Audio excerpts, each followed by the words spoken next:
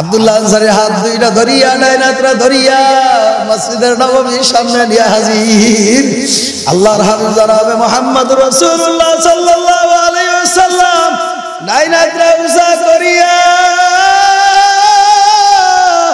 ডাক দিয়া বলে আল্লাহু আকবার, আল্লাহু আকবার। এই মসজিদের নববীর এলাকার জনগণ, হে সাহাবারা, তোমরা কি দুনিয়ার ভিতরে জান্নাতি লোক দেখছো কিনা? বলে না, যদি দেখো তাহলে তোমাদের কাছে কেমন লাগবে? সাহারা বলে ইয়া রাসূলুল্লাহ, ইয়া হাবিবাল্লাহ, তাহলে তো ভালোই হয়। আল্লাহর হাবিব জনাবে মুহাম্মদুর রাসূলুল্লাহ সাল্লাল্লাহু আলাইহি ওয়াসাল্লাম আব্দুল্লাহ আনসারী ডাইনাতরা ধরিয়া উজা করিয়া ডাক দিয়া বলে আমার সাহাবারা, দুনিয়াতে যদি জান্নাতি লোক দেখতে যায় তাহলে আব্দুল্লাহ আনসারীর চেহারার দিকে একটু তাকাও। আল্লাহ নবীর প্রিয় সাহাবীদের নামাজের দিকে একটু তাকায় দেখো, তারা কত কষ্ট করে, তারা কত মুজাহাদা করছে। তোমার আমার মুজাহাদাও নাই, চেষ্টাও নাই, কথা কয় না? আব্দুল্লাহ আনসারী রাদিয়াল্লাহু আকবার, আব্দুল্লাহ আনসারী রাহমাতুল্লাহ আলাইহি বড় একজন সাহাবী, আল্লাহর হাবিবের বড় সাহাবী, একদম নাম শুনছি না আমরা সবাই। আব্দুল্লাহ আনসারী রাদিয়াল্লাহু তাআলা আনহু প্রত্যেকদিন বাবারে মসজিদের নববীতে যখন নামাজে যাইতো, আল্লাহর হাবিব মসজিদের নববীতে যখন জামাতে দাঁড়ায়া যাইতো সাহাবা একরামদেরকে নিয়া, আব্দুল্লাহ আনসারী সর্বশেষে পিছনের কাতারে যায় দাঁড়াইতেন। এরপর আবার নামাজ শেষ হইলে সবার আগে আবার চলিয়া যাইতেন। আমাদের দেশে দেখবেন একদল জুমার দিন আসলে যায় সবার শেষে, আসে আবার সবার আগে। তো একজন কিরে বেটা, এই মাত্র না ঢুকলি, নামাজ শেষ হয়ে গেল, কি নামাজ পড়লি? আসে না নয়, আমরা বলি কি বলি না জোরে করেন। সাহাবা একরামরা মিলে এবার ডাক দেয়, বলি ইয়া রাসূলুল্লাহ, ইয়া হাবিবাল্লাহ, আপনার কাছে আমরা নালিশ নিয়ে বিচার নিয়ে আসছি। আল্লাহর হাবিব বলে, বলো কি বিচার? ইয়া রাসূলুল্লাহ, ইয়া হাবিবাল্লাহ, আপনার প্রিয় সাহাবী আব্দুল্লাহ আনসারী প্রত্যেক ওয়াক্তে নামাজের সর্বশেষ সবার পরে আসে, আবার নামাজ শেষ হইলে সবার আগে চলিয়া যায়। এই কথা বলার পরে আলী, আবু বকর, ওমরকে নিয়া আল্লাহর হাবিব বাড়ি দিকে রওনা করছে। আব্দুল্লাহ আনসারী বাড়ির সামনে দাঁড়ায় ডাক দেয়, আব্দুল্লাহ আনসারী বাসায় আছো কিনা? বাবারে কোনো শব্দ সাড়া পায় না। ওমর ডাক দেয়, আব্দুল্লাহ আনসারী বাসায় আছো কিনা? ওসমান গনি ডাক দেয়, আব্দুল্লাহ আনসারী বাসায় আছো কিনা? আব্দুল্লাহ আনসারী কোনো খবর নাই, নিয়ে চলিয়া যায়। আল্লাহর হাবিব বলে চলো চলিয়া যায়, ওর ব্যক্তিগত সমস্যা আছে। অমনিতে আব্দুল্লাহ আনসারী ঘর থেকে বের হয়ে ডাক দেয়, ইয়া রাসূলুল্লাহ, ইয়া হাবিবাল্লাহ, আপনি আমার বাসা থেকে যায়েন না, আপনি যদি আমার থেকে চলিয়া যান আমি বড় দুঃখ কষ্ট হব। ইয়া রাসূলুল্লাহ, ইয়া হাবিবাল্লাহ, আপনি আসেন আমার ঘরের ভিতরে প্রবেশ করেন। আল্লাহর হাবিব প্রবেশ করার পরে ডাক দিয়া বলে, আব্দুল্লাহ আনসারী, প্রত্যেকদিন তুমি প্রত্যেক নামাজে যাও সবার শেষে, আসো সবার আগে, ব্যাপার বুঝতে পারি নাই। আব্দুল্লাহ আনসারী রাদিয়াল্লাহু তাআলা আনহু দুই চোখের পানি ফালাইয়া কান্দে আর বলে, আল্লাহু আকবার, আল্লাহু আকবার। আব্দুল্লাহ আনসারী ডাক দিয়া বলে, ইয়া রাসূলুল্লাহ, ইয়া হাবিবাল্লাহ, এমন কোন উন্নত মানের পোশাক আমার নাই। ইয়া রাসূলুল্লাহ, ইয়া হাবিবাল্লাহ, আমি অসহায় গরিব মানুষ, আমার কোনো সামর্থ্য নাই। ইয়া রাসূলুল্লাহ, ইয়া হাবিবাল্লাহ, আমার কাছে একটাই মাত্র সম্বল, একটাই মাত্র চাদর। আমি যখন এই চাদর ব্যবহার করিয়া নামাজে যাই, আমার বাড়ির মধ্যে, আমার ঘরের মধ্যে একটা গর্ত করিয়া আমার স্ত্রীকে আমি গর্তের ভিতরে রাখিয়া আসি। এই কথা বলার সঙ্গে সঙ্গে, আব্দুল্লাহ আনসারী কথা বলার সঙ্গে সঙ্গে দুজানের বাদশা জনাবে মুহাম্মদুর রাসূলুল্লাহ সাল্লাল্লাহু আলাইহি ওয়াসাল্লাম দুই চোখের পানি সারিয়া দিয়া টপ টপ করিয়া দুই চোখের পানি ফেলে আল্লাহর হাবিব কান্না শুরু করিয়া দিয়েছে। আব্দুল্লাহ আনসারী কান্না শুরু করিয়া দিয়েছে। হে নারায়ণগঞ্জের বাবারা, বন্দরের বাবারা, হাত ধরিয়া বলি, পায়ে ধরিয়া বলি, দেখো সময় আছে কিনা। যদি সময় থাকে বন্দরে আজকে এই মাহফিলে বসিয়া দেখো। আব্দুল্লাহ আনসারী রাদিয়াল্লাহু তাআলা কান্না শুরু করিয়া দিল। আল্লাহর হাবিব ডাক দেয়া বলো, আমার সাহাবারা আবু বকর, ওমর, ওসমান, আমার আব্দুল্লাহ, আল্লাহু আকবার, অসহায় মানুষ, কোনো সমর্থ নাই, চলো আমরা তাকে ত্রাণের ব্যবস্থা করি। আল্লাহর হাবিব জনাব মুহাম্মদ রাসূলুল্লাহ সাল্লাল্লাহু আলাইহি ওয়াসাল্লাম আব্দুল্লাহ আনসারী ডান হাতরা ধরিয়া এইভাবে উঁচা করিয়া মসজিদের নববীর দিকে নিয়ে রওনা করলো। সাহাবা একরামরা অপেক্ষায় দাঁড়ায় রয়েছি, বুঝি আব্দুল্লাহ আনসারীর বিচার হবে। আব্দুল্লাহ আনসারী হাত দুইটা ধরিয়া ডান হাতরা ধরিয়া মসজিদের নববীর সামনে নিয়ে হাজির। আল্লাহর হাবিব জনাব মুহাম্মদ রাসূলুল্লাহ সাল্লাল্লাহু আলাইহি ওয়াসাল্লাম ডান হাতরা উঁচা করিয়া ডাক দিয়া বলে, আল্লাহু আকবার, আল্লাহু আকবার। এই মসজিদের নববীর এলাকার জনগণ, হে সাহাবারা, তোমরা কি দুনিয়ার ভিতরে জান্নাতি লোক দেখছো কিনা? বলে না, যদি দেখো তাহলে তোমাদের কাছে কেমন লাগবে? সাহারা বলে, ইয়া রাসূলুল্লাহ, ইয়া হাবিবাল্লাহ, তাহলে তো ভালোই হয়। আল্লাহর হাবিব জনাবে মুহাম্মদুর রাসূলুল্লাহ সাল্লাল্লাহু আলাইহি ওয়াসাল্লাম আব্দুল্লাহ আনসারী ডান হাতরা ধরিয়া উঁচা করিয়া ডাক দিয়া বলে, আমার সাহাবারা, দুনিয়াতে যদি জান্নাতি লোক দেখতে যায় তাহলে আব্দুল্লাহ আনসারীর চেহারার দিকে একটু তাকাও। আব্দুল্লাহ আনসারী রাদিয়াল্লাহু তাআলা আনহু বাবারে তার চেহারার দিকে তাকাইছে। বাবারে, দুনিয়ার ভিতরে আমার মাওলা তার জন্য জান্নাত ওয়াজিব করিয়া দিয়েছে। বাবারে, এরপর তারা কত কষ্ট করে আমার মাওলার ইবাদত করছে, কথা ঠিক কিনা ধরে কম। এবার পরামর্শ করিয়া আব্দুল্লাহ আনসারীর বাড়িতে রওনা করবে, কিছু ত্রাণ নিয়া সংগ্রহ করছে। ওমর বলে আমি এটা দিব, আলী বলে এটা দিব, আবু বকর বলে আমি এটা দিব। আমাদের দেশের মানুষ বিপদে পড়লে, আমাদের দেশে তুফান আসলে, বান আসলে, অন্য অন্য দেশে আমাদের এই বছর বাংলাদেশ বিভিন্ন জায়গায় ক্ষতিগ্রস্ত হয়ে গেছে, আমরা ত্রাণ দেই, কথা কয় না? সাহাবা একরামের জামানায় এইভাবেই ছিল, কেউ অসহায় থাকলে তার পাশে যায় দাঁড়াইতো। এবার আল্লাহর হাবিব সহ সাহাবা একরাম সহ আবু বকর, ওমর, ওসমান, আল্লাহর হাবিব সহ কিছু ত্রাণ নিয়া আব্দুল্লাহ আনসারীর বাড়িতে রওনা করেছে। যাইতে যাইতে আব্দুল্লাহ আনসারীর বাড়ির সামনে দাঁড়াইছে। এর ভিতরে আব্দুল্লাহ আনসারীর বাসার সব আল্লাহু আকবার বাসা থেকে ছোট ছোট বাচ্চাদের কান্নার আওয়াজ পাওয়া যায়। সামনে আগায়, আল্লাহর হাবিব চিন্তায় পড়িয়া খাড়া কান্দে।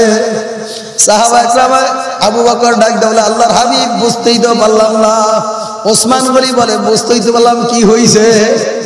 কানতে আল্লাহু আকবার। তারা যাইতে যাইতে বাজার সামনে গেছে। এরপর আব্দুল্লাহ আনসারী বের হয়ে আসছে। আল্লাহর হাবিব ডাক দেয় বলে, আব্দুল্লাহ আনসারী, ঘর থেকে কান্নার আওয়াজ কিসের আসে? আব্দুল্লাহ আনসারী দুই চোখের পানি ফেলাইয়া ডাক দেয়া বলে, ইয়া রাসূলুল্লাহ, ইয়া হাবিবাল্লাহ, আমার ঘরে এক সপ্তাহ যাবত খাবার নাই। আমার ছোট ছোট দুইটা দুধের বাচ্চা, নাবালক বাচ্চা, খাবারের তাড়নায়, ক্ষুধার তাড়নায় আমার সন্তানগুলা কান্দে। ইয়া রাসূলুল্লাহ, ইয়া হাবিবাল্লাহ, আল্লাহর হাবিব বলে, আব্দুল্লাহ আনসারী, তোমার সন্তান দুইটা কোথায়? আব্দুল্লাহ আনসারী ডাক দেয়া বলে, ইয়া রাসূলুল্লাহ, ইয়া হাবিবাল্লাহ, তাদের পায়ের ভিতরে শিকলি দিয়া বাঁধিয়া রাখছি। কয় কারণ কি? আব্দুল্লাহ আনসারী দুই চোখের পানি বলে কান্দার বলে, ইয়া রাসূলুল্লাহ, ইয়া হাবিবাল্লাহ, আমার বাসার সাথেই ইহুদিদের বাসা। ইহুদিদের খেজুর গাছ আছে, ওই খেজুর গাছে যখন পাখিতে খেজুর নিচে ফেলায় তখন আমার দুইটা নাবালক সন্তান, তারা হালাল হারাম চিনে না। পেটের ক্ষুধার তাড়নায় দুইটা খেজুর দুইটা বাচ্চা মুখে নিয়ে খাইছে। ওই ইহুদির বাচ্চারা আমার সন্তানের মুখের থেকে ওই খেজুর হাত দিয়া টানিয়া বের করিয়া ফেলাইছে। ইয়া রাসূলুল্লাহ, ইয়া হাবিবাল্লাহ, আমার ঘরে খাবার নাই, আমার সন্তানগুলা খাবারের জন্য কান্দে। এই নারায়ণগঞ্জের বাবারা, বন্দরের বাবারা, বরদালের মা, আমার বোনেরা, চোখে যদি পানি না আসে, মনটারে বুঝারে মন, কেন আমার চোখে পানি আসে না? আল্লাহর হাবিব ওই মজলিসে ডাক দেয়া বলে, আবু বকর, ওসমান, কে আছো? ওদের জন্য কিছু ত্রাণ দেওয়া লাগবে, ওদের জন্য খেজুর গাছের ব্যবস্থা করা লাগবে। ওসমান গনি রাদিয়াল্লাহু তাআলা ডাক দিয়া দাঁড়ায় গেছে, ইয়া রাসূলুল্লাহ, ইয়া হাবিবাল্লাহ, আমি আছি। দুইটা খেজুর গাছ কেনার জন্য যত টাকা লাগবে, যত পয়সা লাগবে আমি দিয়া দিব। ওসমান গনি, আল্লাহু আকবার। ওসমান গনি রাদিয়াল্লাহু তাআলা এই কথা বলার পরে ওসমান গনি রাদিয়াল্লাহু তাআলা ইহুদিদের কাছে চলিয়া গেছে। যায়া বলে, ভাই ইহুদি, আপনার এই দুইটা খেজুর গাছ যদি আপনারা বিক্রি করেন তাহলে আমি ক্রয় করব। হ্যাঁ, ক্রয় করব। তাহলে কি হইলে ক্রয় করবেন? যদি আমি অধিক লাভ পাই তাহলে আমি বিক্রি করব।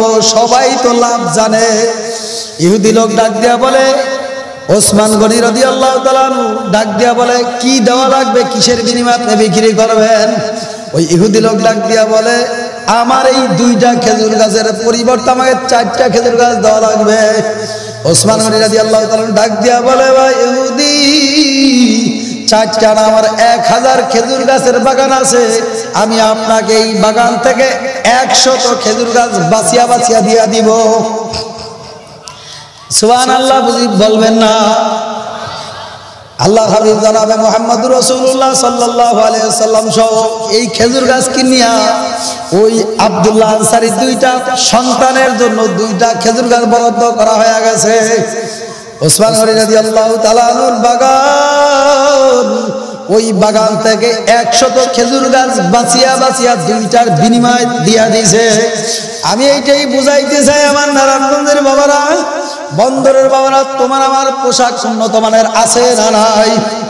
এমন জামা আছে যেই জামাটা আয়রন করে আমার ঘরে সুকেস, দামি সুকেসের মধ্যে রাইখা দিছি। নতুন বিয়াই বাড়ি যাব, নতুন জামাই বাড়ি যাব, এটা পরিধান করিয়া যাব। কথা কয় না? জুমার দিন এমন একটা পোশাক পরে মনে হয় ফকির সাজিয়া মসজিদে আইছে। কথা কয় না? লিবাসুত তাকওয়া, হ্যাঁ, উত্তম পোশাকের কথা কে বলছে এখন? এজন্য আমি আমার বাবাদেরকে বলবো, পর্দালের মা আমার বোনদেরকে বলবো, সাহাবা کرام যদি এত ত্যাগ স্বীকার করার পর যদি আমার মাওলার হুকুম মানতে পারে, আব্দুল্লাহ আনসারীর এমন উন্নত মানের পোশাক ছিল না, অসহায় মানুষ, এরপর কোনোদিন নামাজ কাজা দেয় নাই, নামাজ কামাই দেয় নাই। আর আমি মুসলমানের সন্তান, আমার ঘরে নামাজ নাই, আমার ঘরে হজ নাই, যাকাত নাই, রমজান আসতে আছে, রমজানের রোজাও নাই। কথা কয় না?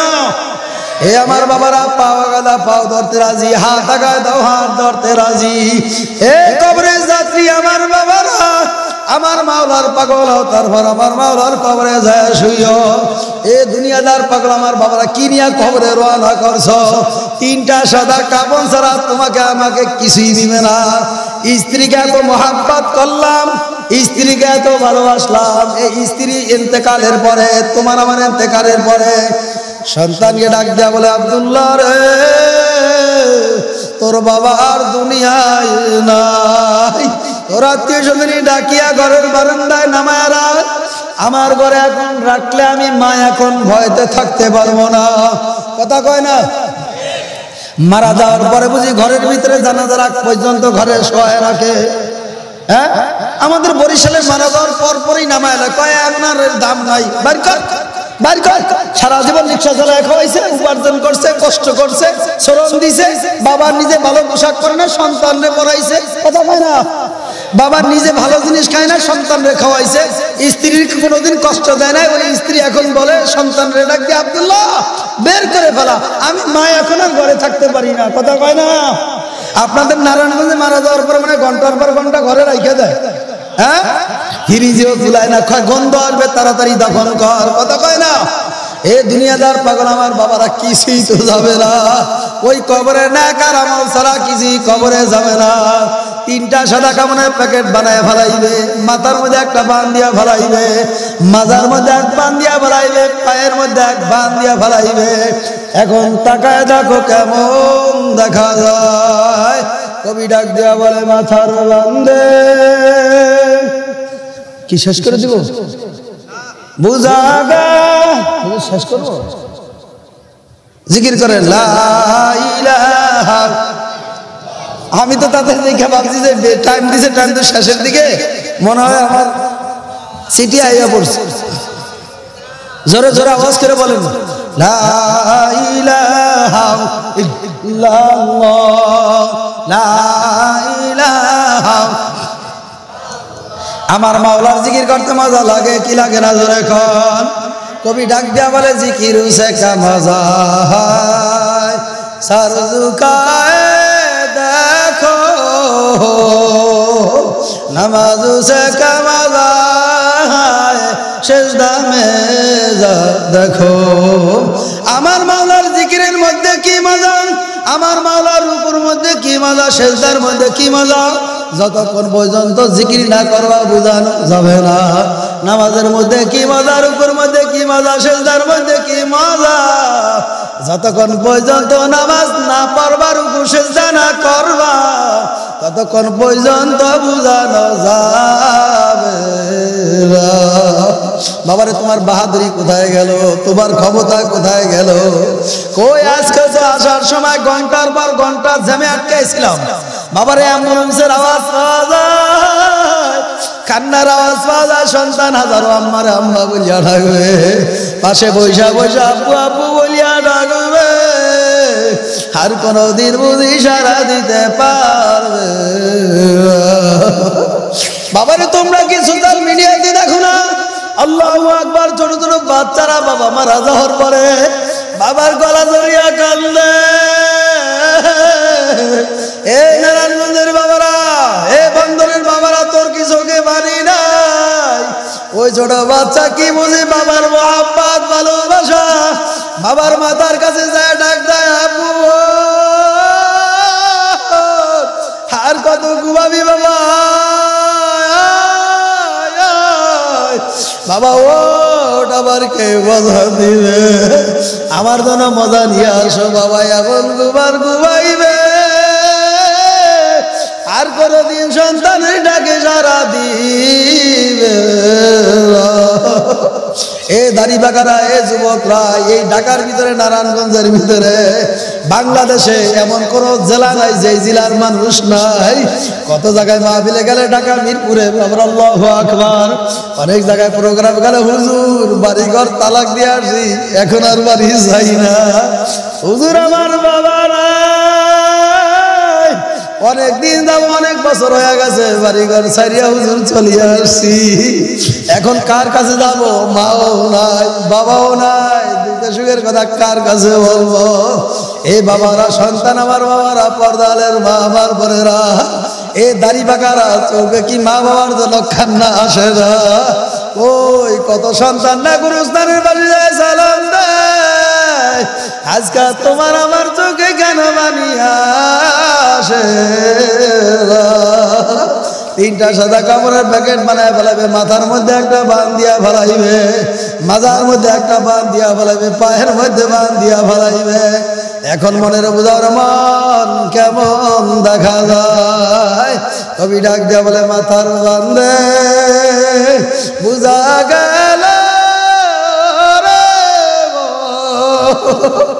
আর কোন দিন মাথা শক্তি নাই মাজার বান্ধে বুঝা গেল আর কোন দিন মাজালার শক্তি নাই পায়ের বান্ধে বুঝা গেল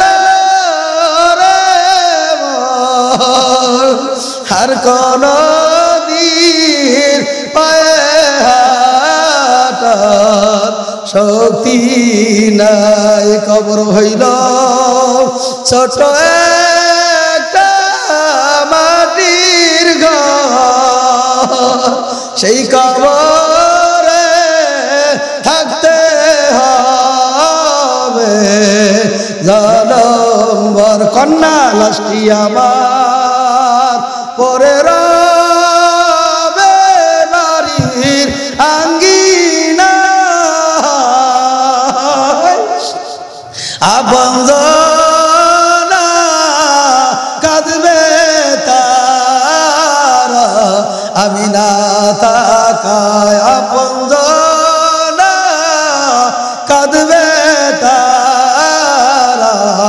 আমি না থাকায় প্রতিবেশী একে একে আসিয়া দেখবে তারা মুখের কাপড় উঠায়া দেখবে তারা মুখের কাপড় সরায়া। আল্লাহ রাব্বুল আলামিন আমি অধম, আমি গুনাহগার, আমি জাহান্নামের আসামি, আমি নাদান, আমি মূর্খ, আমার মতন জাহান্নামের আসামি মজলিসে নাই। যা কিছু বললাম শুনাইলাম সর্বপ্রথম আমি কপাল পোড়াকে আমার মাওলা হেদায়েত দান করুক। আমরা যারা এতক্ষণ শ্রবণ করলাম আমাদেরকে আমলের তৌফিক দান করুক। ওয়া মা আলাইনা ইল্লাল বালাগ। আসসালামু আলাইকুম।